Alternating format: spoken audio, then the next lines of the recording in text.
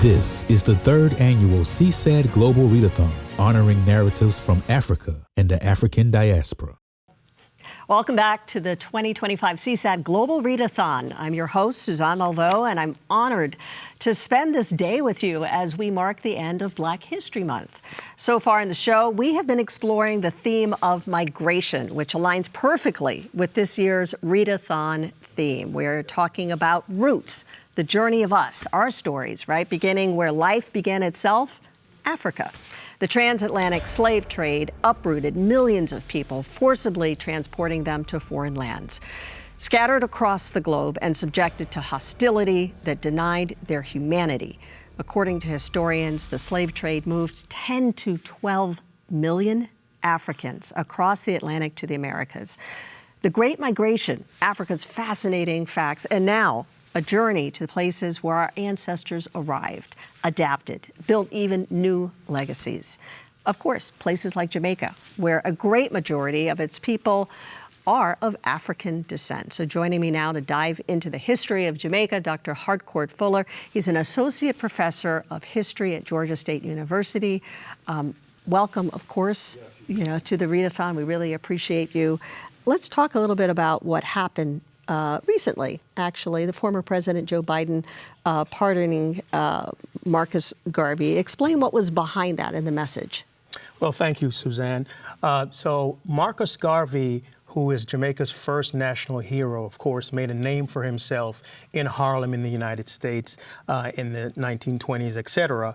And former President Joe Biden pardoned him, and this came because a lot of people, activists, Congress people, scholars pushed over several decades to have a posthumous pardon for this iconic figure, and finally happened, not long ago.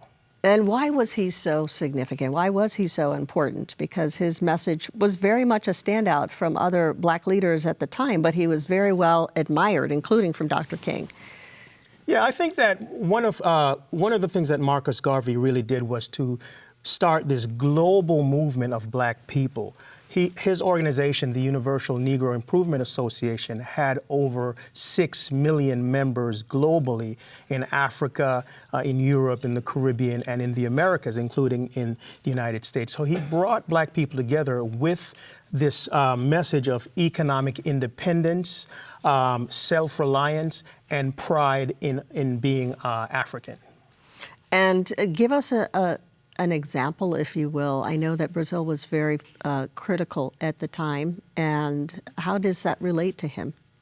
Well, when you look at slavery in the Americas, you had people usually called Maroons all over the Americas. In Brazil, you have the Quilombo communities, and they had freed themselves from enslavement and existed for decades and even up to a century, if you look at Palmares, for example.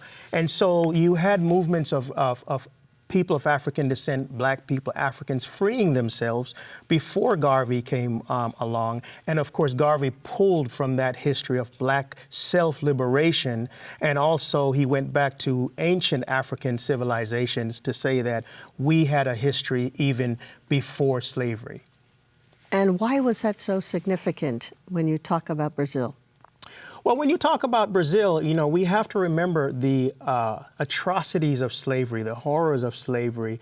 We have to remember that families were sold off, families were abused, people were dispossessed of their human rights. And so when enslaved people have to fight for their own freedom and make a living for themselves, that's very significant, and that is a lesson that Garvey and others after him drawed on. Dr. Harcourt, thank you so much. Thank you. Really appreciate you. Thank you.